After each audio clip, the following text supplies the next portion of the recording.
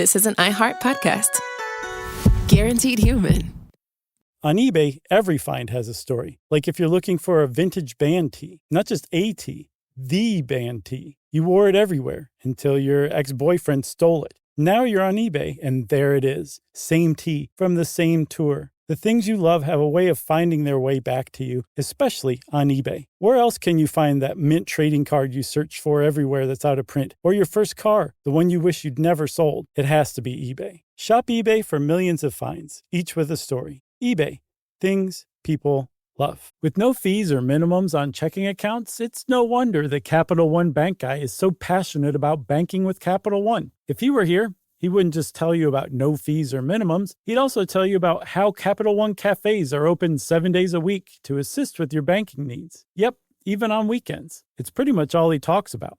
In a good way. What's in your wallet? Terms apply. See CapitalOne.com/bankguy. Capital One N.A. member FDIC.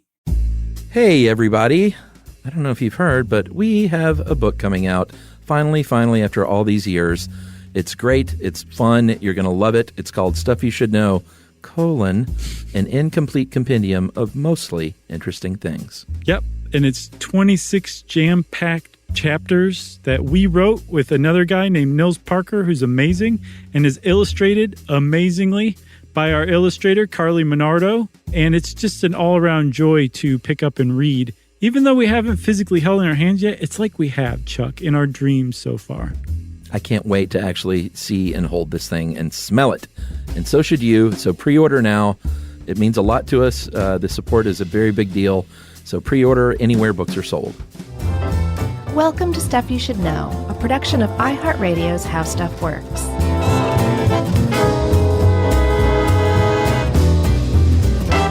Hey, and welcome to the podcast. I'm Josh Clark, and there's Charles W. Chuck Bryan over there, and this is Stuff You Should Know.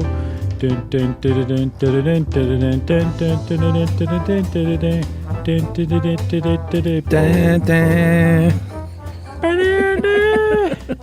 does this got to do with the Olympics? It's equally stirring. I thought you had done the Olympic Games song. That's what I started out doing, and then about 2 duns into it, I realized I could not bring it to mind, so I just went with the Rocky theme instead. What? The Olympics, well, I don't know if would they still be going on right now? Or would they be over? I don't know. They could have just wrapped up, actually. It's kind of sad, you know? It's sad for now. It will be encouraging later. I think the Tokyo Olympics, whenever they happen, are going to be a global coming together and celebration of beating coronavirus. Yeah, totally. They'll have to redo those ceremonies. Yes, but from what I read, the Olympic flame is still alive and well in Tokyo. What if the opening ceremonies had little, corona crowns running around and people smashing them with like big inflatable hammers? And That's right. They tell the story of the coronavirus pandemic through interpretive dance. It just has like a big giant bat at the beginning. And yeah, exactly. It's the villain. Oh, man. There'd be plenty of villains in that one. That'd be fun. For sure. So we're obviously talking Olympic torches, if you hadn't guessed or hadn't bothered to look at the title of this episode, everybody. And I'm kind of excited about this because it's a just dyed-in-the-wool SYSK episode, and that it's very niche. Yeah. It's about one specific thing that's a part of a much larger thing, which we've not yet done an episode on. Yeah, and the kind of thing where one day when you're watching an Olympic ceremony again, and you see that flame, you'll have that insider knowledge. Yeah, you'll think. Dun, dun, dun, dun, dun, dun, dun, dun, dun, dun, dun, dun. Oh, goodness. So, Chuck, I didn't know much about Olympic torches. I've seen a torch lighting or two in my time on television only. Yeah. But it's pretty interesting, actually, the kind of the history of it and how the things are made. I was reading over I guess you'd call it like a request for proposal, a PDF from like the London Olympics Committee from years ago, basically saying, hey, this is a call out to all designers who want to try their hand at designing the London Olympic torch. here's all the details you need to know. It was really fascinating stuff. And we're going to convey that fascination post-haste. Of that RFP or of just Olympic torches? Maybe a little bit of both, actually. So the history of the torch, we're talking, you got to go back to Greece if you're going to talk about anything Olympic history-wise. And if you go back far enough, you're going to hear a story about Prometheus stealing fire from Zeus, giving that to humans. That's how they say we got fire. Sure. And in order to commemorate that, the Greeks had these relay races like we all know and love, except instead of passing a little aluminum baton, they would pass live fire and flame via torch. Yeah. They would set a cow on fire, push it to the next person. The one thing on Prometheus, I was looking him up. So he was punished by Zeus for stealing fire and giving it to humans. Being a bad boy. A naughty Monty.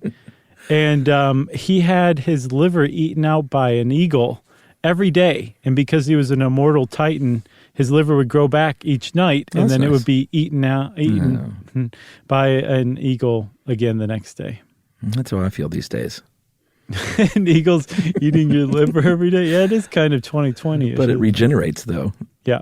So, but I mean, I guess the upshot of all this is that that fire was extremely important to the Greeks, and they showed it off as much. So when they started having Olympic Games back in, I guess, 776 BCE, they wanted to make fire kind of a prominent part of it. And so they celebrated this theft of fire from Zeus by Prometheus by having a torch relay, where there was basically like today's baton relay marathons or runs or whatever you call them, but it was with the torch, and whoever reached the end with their lit torch won that relay race. And that's how kind of the Olympic torch was born.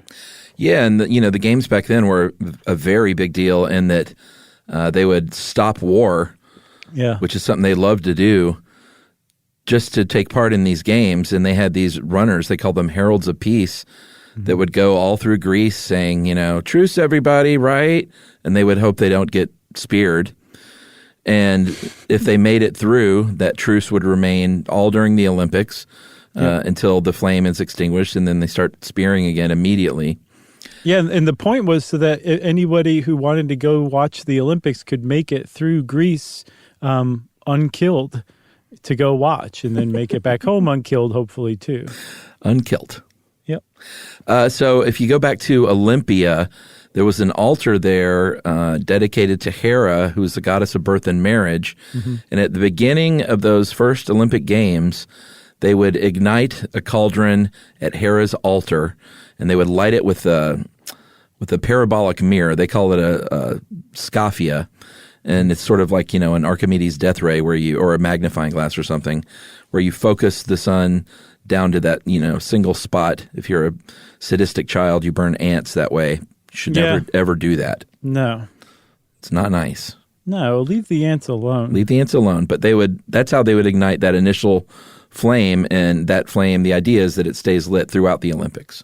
Yeah. So this is a pretty cool tradition if you think about it. I mean, just because the Olympics have been around for so long today, the modern Olympics, we kind of take this whole thing for granted. But this is a pretty neat tradition that I guess just came up out of whole cloth among the Greeks. Yeah. And so they were like, we're going to keep this going. And they did for another 1,000 years while they did the Olympics. But then when the Olympics kind of died out after a millennium, the torch and all of that stuff died out with it. Fortunately, the Greeks were a highly literate society, and they wrote a lot of this stuff down. And it was rediscovered when the Olympics were revived in the 19th century by a guy named Baron Pierre de Coubertin. And he, one of the things that he did was to say, I really love the Olympic Games. I'm not necessarily aware that there was a torch relay or anything like that. So we're going to wait another 30 years or so before we introduce the torch again. That's right. That came in 1928 in Amsterdam. And there they had the cauldron on fire on purpose. But they weren't relaying that torch still. It took till 1936 in Berlin when Karl Diem, he was the Secretary General of the organizing committee of the games there, and he said, "Hey guys, we got to bring this back to the OGs, and we got to get that torch relay going, and we got to light it in Olympia and get it here to Berlin. We got to do it right." Yeah, he definitely did it right for sure. I mean, not only was like the whole thing revived, like the idea of the torch relay, but igniting that torch in Greece and then having it make its way all the way to Berlin. That's pretty cool stuff. And from what I read, that was also right up the Nazis' alley in that it kind of connected the Third Reich to the great Greek and Roman empires of yore, which they were super into to try to legitimize themselves. So they went for it. Fortunately, that first Olympic torch, which we'll talk more about the torches, it did not have a swastika anywhere on it, which is wonderful that they managed to keep that off of there. I know. That's kind of surprising too, huh? It is extremely surprising. But I mean, it really is genuinely surprising. And I'm like very pleased. I was really pleased. I looked at pictures of that torch with like one eye closed. And just I looked trying right to find the swastika. swastika. No, just I was afraid I was going to see it. Sure. And I couldn't believe it. And little by little, I was like, it's not there. So I was pleased by that. You admit, my eyes. Right. I just turned into Toth from the end of Raiders of the Lost Ark and melt. So the relay at the Winter Olympics, I think it took until 1952 to introduce it at the Winter Games, and they did not light it in Olympia that year. They lit it in Norway because that's where the skiing was born. So they thought they would honor Norway in that way. But finally, in 1964, in Austria at Innsbruck, they said, we got to get it together, everybody. We got to get on the same page. We got to go winter and summer and start it out in Olympia and relay that thing to wherever the heck we're going to have these games. That's right. And they did. And I actually looked a little bit into the 1952 games where they lit it in Norway. They lit it in the hearth of the home of 19th century Norwegian skiing legend Sondre Norheim. It's either Sondre or Sondre, Sondre. And he was apparently quite the daredevil skier. I saw a quote about him that he was fearless and daring. He ran straight down the most dangerous and challenging hills, rudely waving his cap.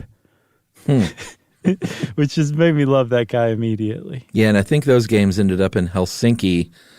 But, well, there's a little nugget I'll drop in the next segment here after we break. Oh, I can't wait. Well, I've got another segment or another nugget on that. There one other time in history when the Winter Olympic torch was lit in the hearth of the home of 19th century Norwegian skiing legend Sondre Norheim was in Squaw Valley in 1960 because the Olympic Committee couldn't get their act together fast enough to organize a lighting ceremony in Greece. So Norway stepped in again and said... Like, she's got a fireplace. We've seen it in action. He. Oh, he? Yeah, party at Sondre's house. All right.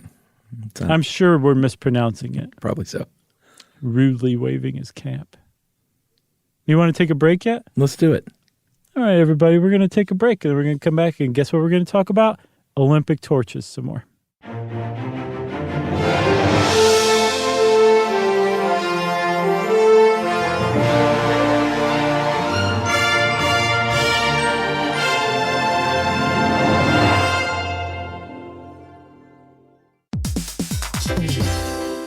Hey, everybody. Here's a fact for you. In the United States, there is a break-in every 26 seconds, and that means that somewhere right now, an intruder is getting closer. And the problem with most security systems is that they only alert you after the break-in has started, and that's too late. Well, that's what makes SimpliSafe different. They use alerts. SimpliSafe's U.S.-based live agents, they identify threats on your property and help deter them before they actually break in. So the intruder never gets into your house. The crime is stopped before it even starts. That's right. And another great thing about SimpliSafe is they have no long-term contracts. They give you peace of mind and great value with their monitoring deterrence plans because they just start at about $1 a day. Yeah, Simply Safe sent us a setup years back, and I still use mine every day. Yeah, and apparently setup, you can do it by yourself in under 30 minutes, so it's a really good value and it doesn't take long. So if you want to experience the Simply Safe peace of mind, you can take advantage of the Simply Safe discount offered to Stuff You Should Know listeners. Right now, you can get 50% off your new system by visiting simplysafe.com/stuff. That's half off at simplysafe.com/stuff. There's no safe like Simply Safe.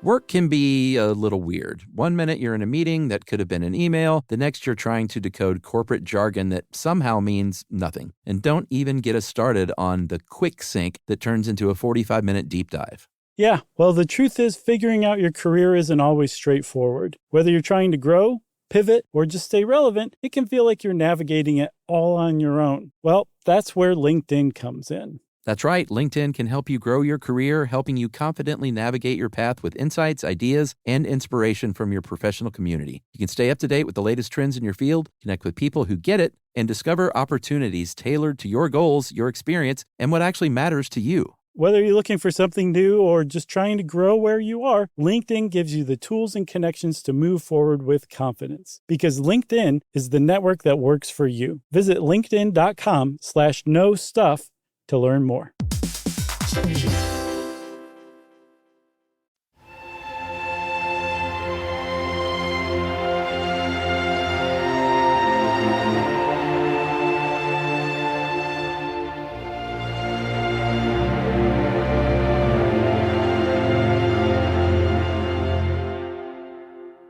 All right, Chuck. So let's talk about those RFPs that thrill me so fully.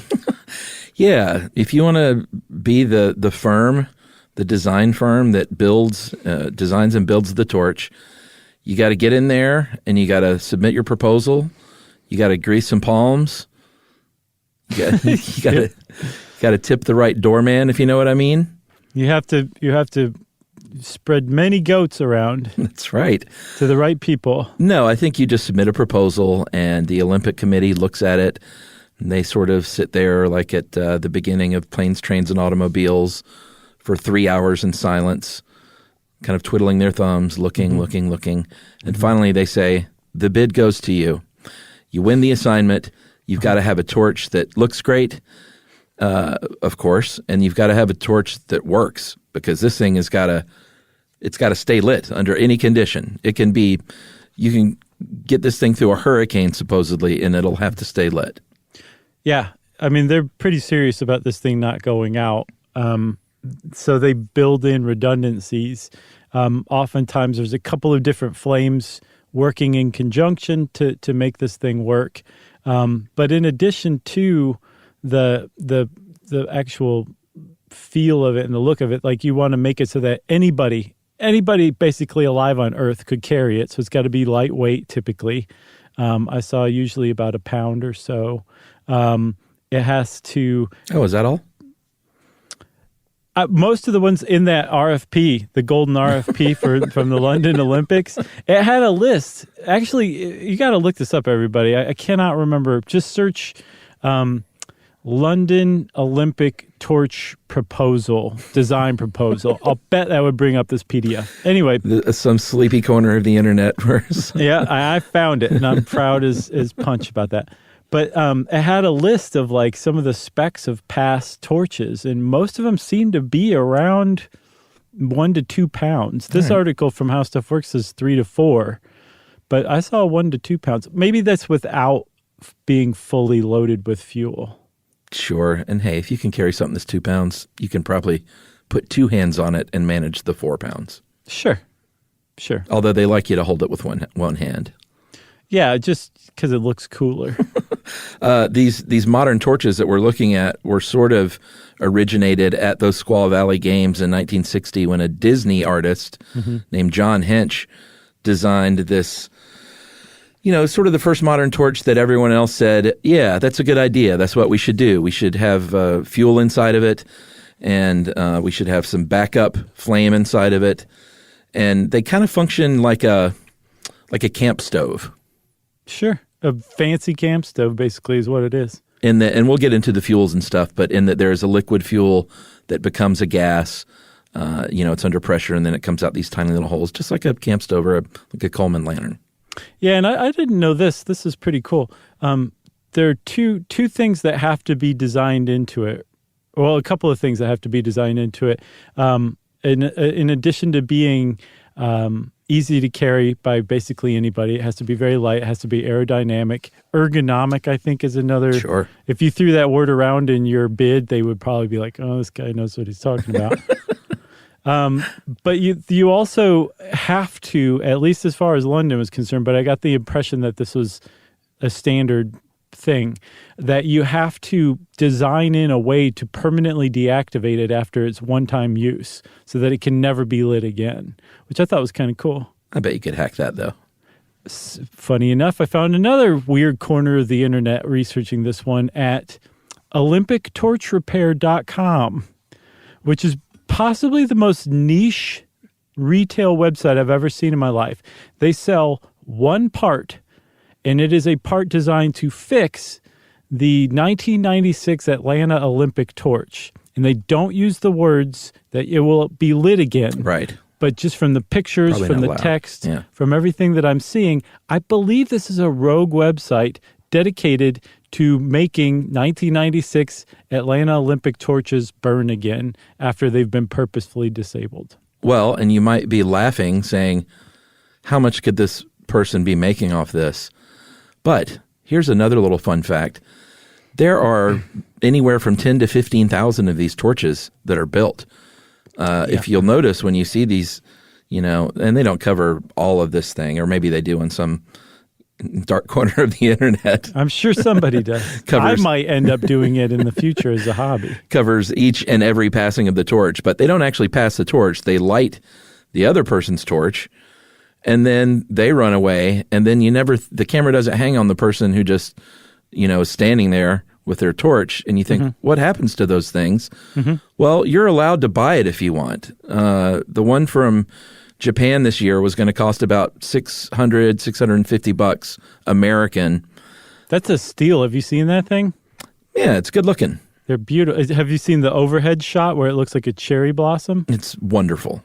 I think so too. And that is a price that's basically at cost, because the IOC nor the AOC can profit from the sale of Olympic torches. That is not a side hustle for her. No.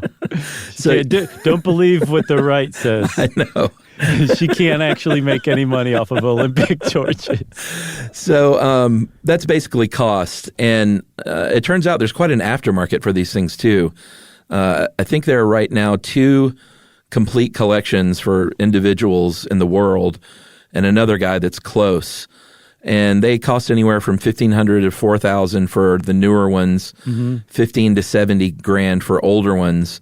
And I think the priciest ever was that 1952 Helsinki one. How much? $880,000. Oh boy! Because they only made 22 of them. So obviously, rarity is going to drive that price up.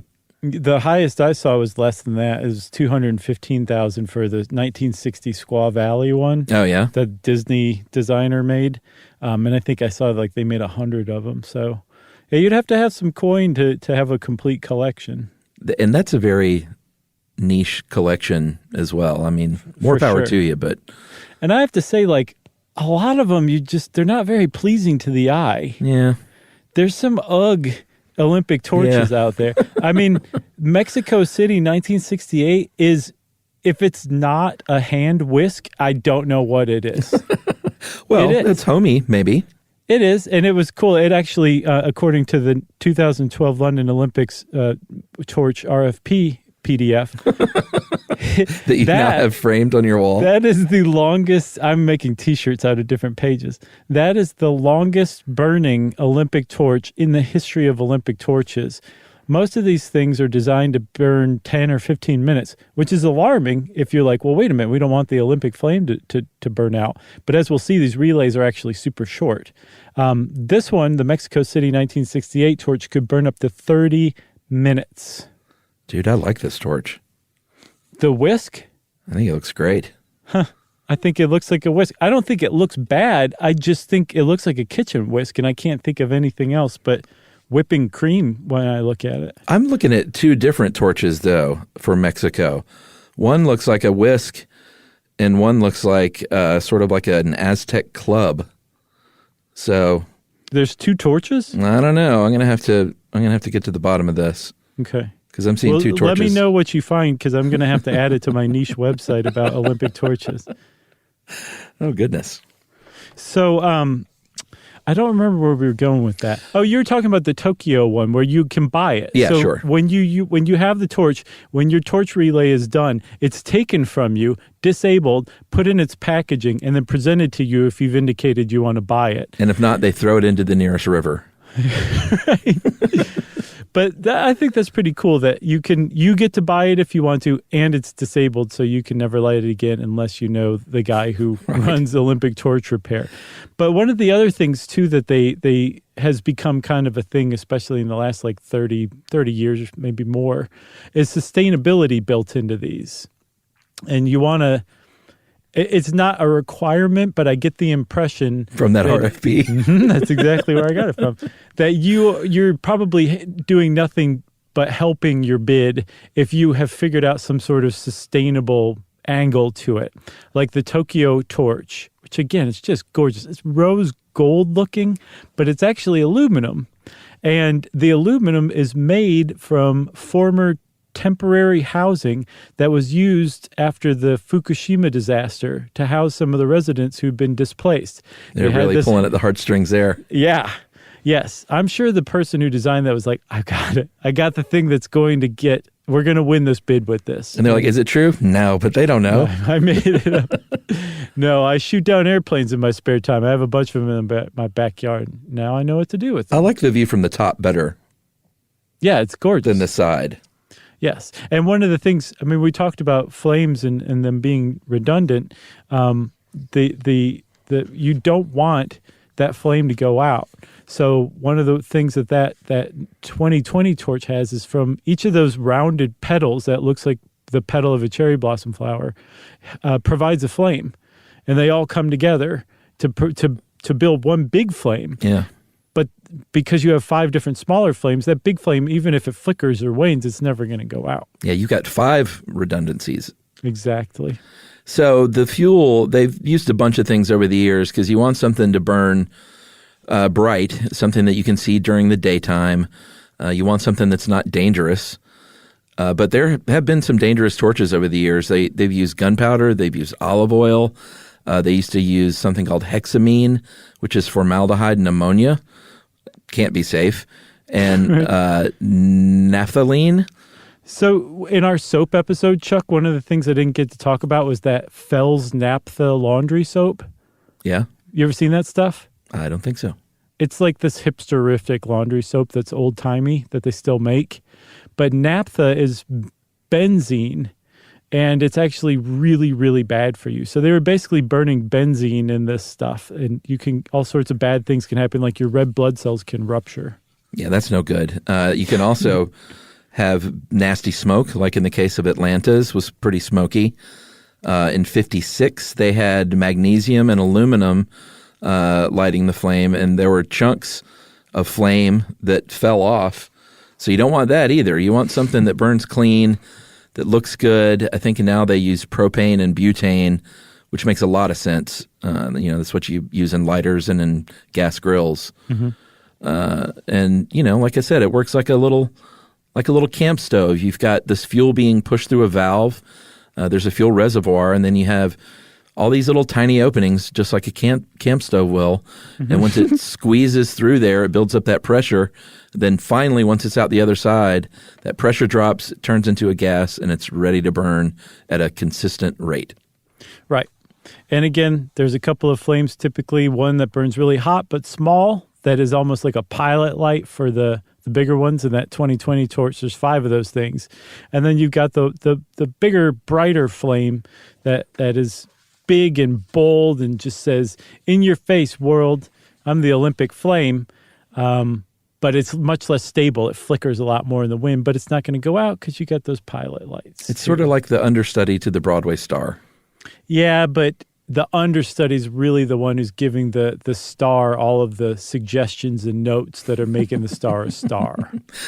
And we'll get to the route here in a few minutes, but this thing, goes a long way, and sometimes even across oceans and sometimes underwater, which is what happened in 2000 when it went across the Great Barrier Reef, very symbolically.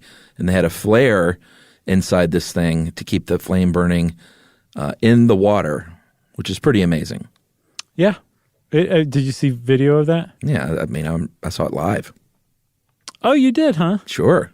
Oh, that's neat. I'm an Olympics guy. I love that stuff. That's cool. Yeah, I didn't see that. I like the Olympics too. I don't know if I'd say I'm an Olympics guy. Okay. But you're an Olympic torch RFP guy. Yeah, there you go. That's way more up my alley. Yeah. Than running around. Should we take another break? Yeah, I think we've reached break time, if you ask me. All right, we'll come back and we'll talk about lighting this thing and that big relay right after this.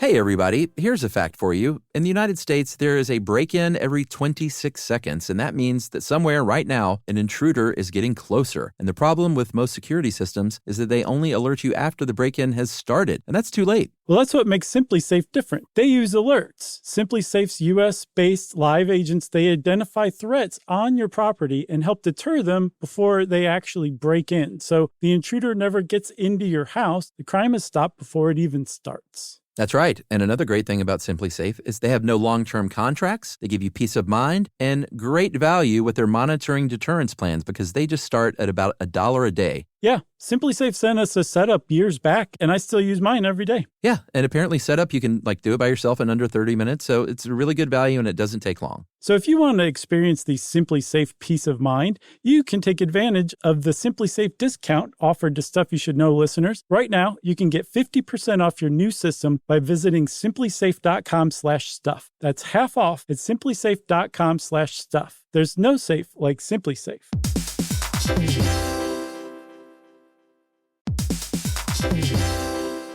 Work can be a little weird. One minute you're in a meeting that could have been an email. The next you're trying to decode corporate jargon that somehow means nothing. And don't even get us started on the quick sync that turns into a 45-minute deep dive. Yeah, well, the truth is figuring out your career isn't always straightforward. Whether you're trying to grow, pivot, or just stay relevant, it can feel like you're navigating it all on your own. Well, that's where LinkedIn comes in. That's right. LinkedIn can help you grow your career, helping you confidently navigate your path with insights, ideas, and inspiration from your professional community. You can stay up to date with the latest trends in your field, connect with people who get it, and discover opportunities tailored to your goals, your experience, and what actually matters to you. Whether you're looking for something new or just trying to grow where you are, LinkedIn gives you the tools and connections to move forward with confidence. Because LinkedIn is the network that works for you. Visit linkedin.com/knowstuff to learn more.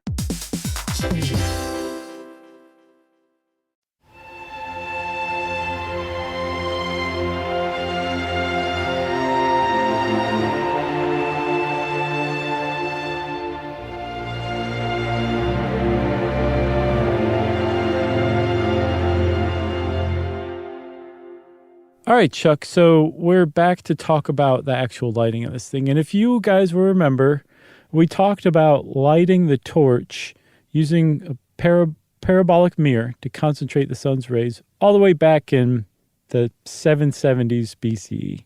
Well, when the Olympic organizers of the modern Olympics started bringing the torch back, I guess what was his name? Karl Bernheim? I think it was, so the German guy from the 1936 Olympics. Mm-hmm. I believe he had this, that's what he went right to it. He was also a sports historian, by the way, which gives away why he was so privy to all this stuff. But he, I guess since that time, every time we've lit a torch from Olympia, they have used a parabolic mirror to concentrate the sun's rays, and they stick a torch in there and it catches flame. And then there you have the official Olympic flame that will make its way from Olympia to the host city somehow, some way. Yeah, they make a big show of it. They have an actor dressed as a ceremonial priestess in these robes and like the ancient Greeks, and they act it out. And for the Winter Games, they actually the relay begins at the monument to the guy who you spoke of earlier, Pierre de Coubertin, who founded those first games. But the Summer Games, a.k.a. the other games, are carried to a fire pot at that altar of, was it Hera? Yeah, Hera, Zeus's sister wife.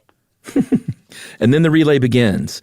And, how this works out is determined at every Olympics. The organizing committee determines the route. There's always some silly Olympic theme. Well, it's not always silly. Sometimes it's nice. But I'm not a big theme guy. No, you didn't like the theme of the 1996 Olympics? What's it? I knew you were going to bring that up. That was the mascot. That wasn't the theme. Oh, I thought it was both. I think the theme was redneckery. It was. The theme was get her done. I was looking online today because remember they had those, I've talked about them before, those stainless steel pickup trucks in Atlanta. And I was like, where are those things now? And I could find nary any evidence that they ever existed. So I don't know if they scrubbed the internet. But I know you're better at the dark corners of the web, so maybe I'll see what I can do. Maybe we'll go in together and buy one. That would be pretty awesome, actually. So, like I said, the route is determined by the committee. Sometimes it goes from country to country on a plane. Sometimes it's a train. There have been dog sleds. There's been motorcycles and horseback. And if you are a person who is tasked with carrying this thing, like I think you have to be able to go at least 437 yards, 400 meters. Got to be at least 14 years old. I would like to throw our name in the hat, quite frankly, for future Olympic Games. That'd be kind of neat. That'd be fun. I'd be willing to carry it with you. We could each put a hand on it. Yeah. But you've done something for the community, or you're a notable human being. Yeah, or check. or you work for the company who's sponsoring the Olympics. Right. You're a C-level executive. Which is absolutely true. We're not kidding. No. And I mean, like, there's sometimes hundreds, sometimes thousands of people who are involved in this. Because I mean, if basically you're running like basically a football field and a half, and you're taking this thing, thousands of kilometers, right? You need a lot of people to do that. So there's a lot of people involved in the Olympic relay. So there's a lot of people who, just kind of ended up there because they were a sponsor. But there's also interesting people too. Sometimes they're not even people, buddy. I was looking at the Pyeongchang 2018 Winter Olympics relay, and there was a robot named Hubo who was a torch bearer. And Hubo not only carried the torch, Hubo drove the torch in like basically a dune buggy with a human being in the passenger seat, and then got out, approached a brick wall, almost fell over, was righted by some other humans, cut through the brick wall, and then passed the torch through the hole Hubo had cut into the brick wall. That's the level of zaniness that can be achieved with the torch relay because there's so many people involved. Can you imagine being that guy? It's like, did you see the Olympics the other day, the torch relay? Oh, did you carry the torch? No, I rode in the dune buggy of the robot. Right. Just looking very nervous. I was a fail-safe, in case he went nuts. Right. It was pretty great. They also did paragliding. They paraglided. Oh yeah, I remember that one. The torch from one place to another. It's pretty cool. They try to outdo each other. Each host city tries to outdo the last. I think Montreal is the one that has everybody beat. Oh yeah. Oh well, yeah. Let me go on. So in 1976, Montreal hosted the Olympics, and they figured out how to take the flame, transmit it into a radio signal. I'm still not sure how they did this. Shot that signal up to a satellite, and then beamed the signal back down from a satellite to Canada, where it lit another cauldron, another torch. So they basically transferred the energy from the Olympic flame, shot it into space, and then transferred it back to Earth and converted it back into flame. No one's ever going to beat that. I think that's cute that you bought that. Oh, well, okay. I guess, yeah, I hadn't really thought about that. You didn't see the guy. He was in the buggy. He was also behind there punching the button. Yeah, the that's relight a thing. button. It is a thing for sure. And I hadn't really thought about that. So if you do notice these people that are actually on the street carrying these things, you'll notice they have security. There's actually a medical team. There's plenty of media. They have extra torches on hand because they don't want that thing to go out on camera. And eventually it's going to make its way to the Olympic Stadium where the big secret, they keep it a big secret now who that final individual is going to be. Very much kept a lid on because you don't want that getting out because that's the big moment. And that's always a big deal, whoever they choose for that final person to light the cauldron. And there have been a lot of big, big moments throughout the years. And I think Atlanta's, when they came in there, Janet Evans, she didn't even know who she was going to hand it to. Mm-hmm. And out comes Muhammad Ali. That was really one of the great Olympic moments. I watched it again today and I was like, why am I crying? What is wrong with me? Yeah.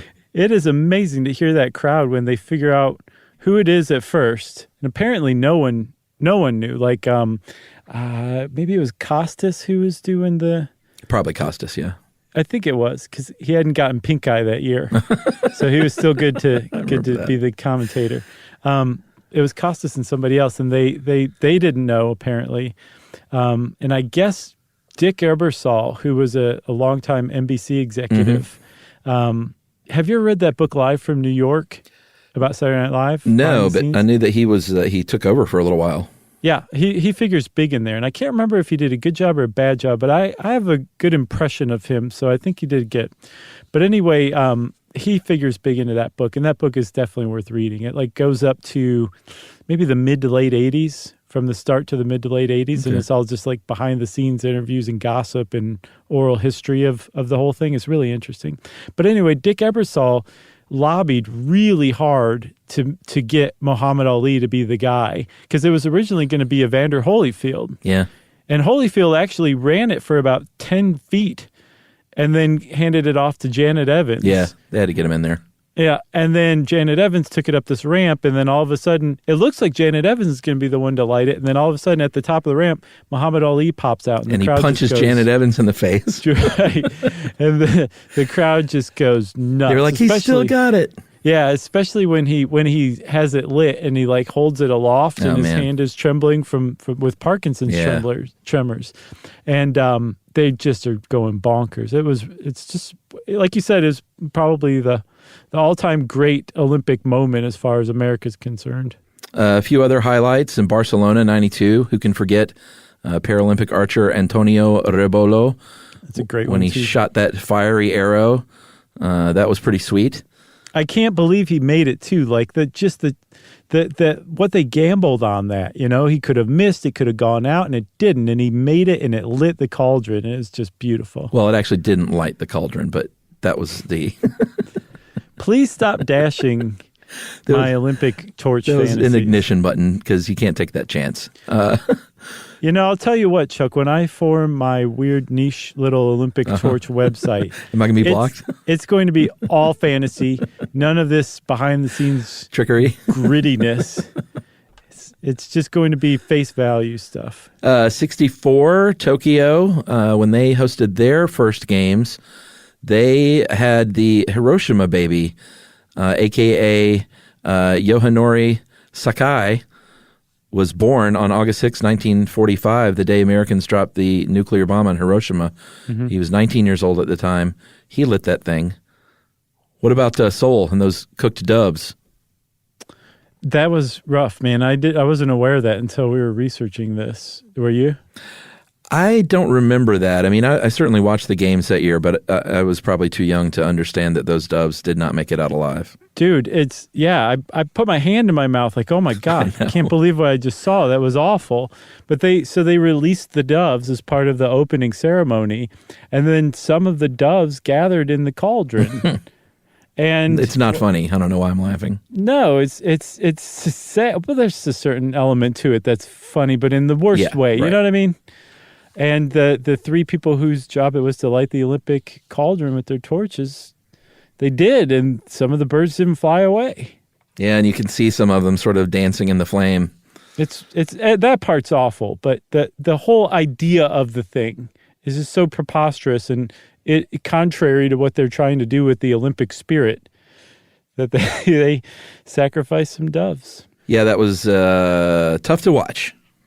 So then there's one more. There's a bunch worth mentioning, but worth watching again is Lillehammer, 1994, where Stein Gruben, ski jumper, skis down a ski jump 70 meters, which is quite a few feet, more than 70 meters. Well, it's the exact same as 70 meters, but in feet. Just going some ridiculous speed with the torch that won't go out and like lands this jump just beautifally. That was a little nerve-wracking, even knowing that it didn't go out. When I was watching it the other day, I was like, don't go out, don't go out. Right, yeah, because it looked like it could have at any moment, but no, it stayed straight. And then let's see, there's a couple more worth mentioning. 1996, 2000, and 2014, the flame went to space, which is pretty cool. Let's not forget 1976 in Montreal.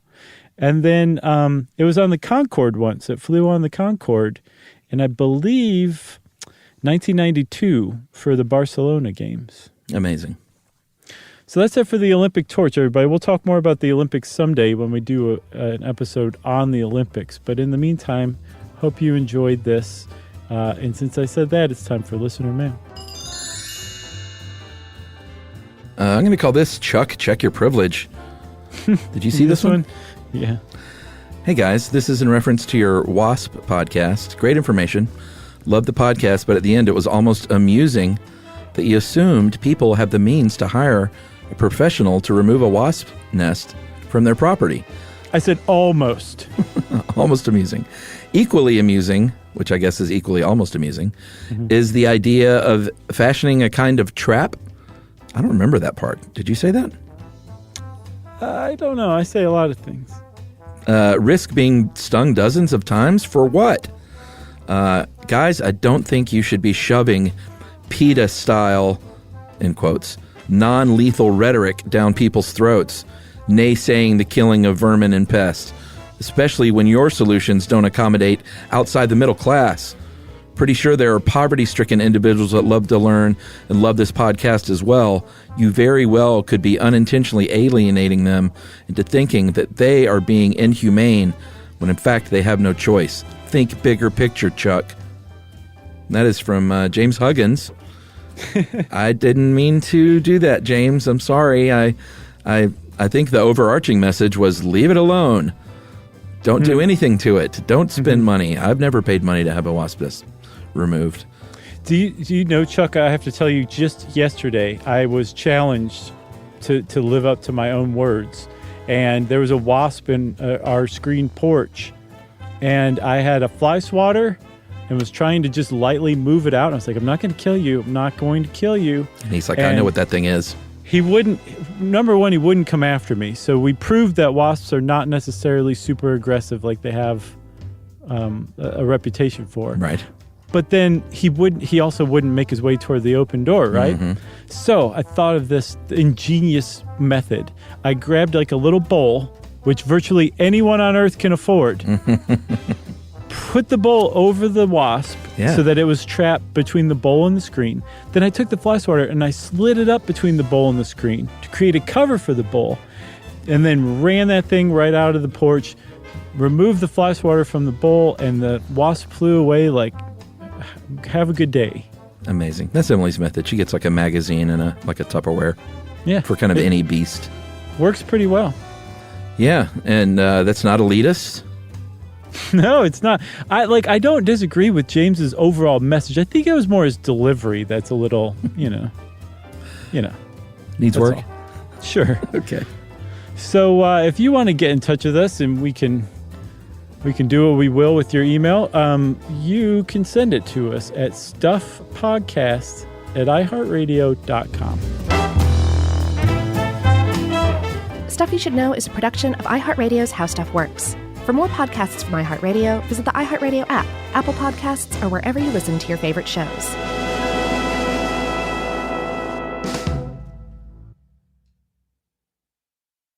You know, you could be adored by everyone and still completely ignored by your cat. Trust me, I know. But if you feed your cat Sheba, you can go from being ignored to truly adored in 12 days, guaranteed, or your money back. Sheba has a full menu of products, appetizers, entrees, treats, even a kitten's menu. It's so cute, so Sheba has a product for even the pickiest eater. Like Sheba Puree, it's made with bone broth, they are chef-inspired flavors, it's got a smooth and creamy texture that cats love, and contains no corn, wheat, soy, or artificial flavors. It's food that your cat's gonna love. To learn more, check out Sheba.com. That's SHEBA.com.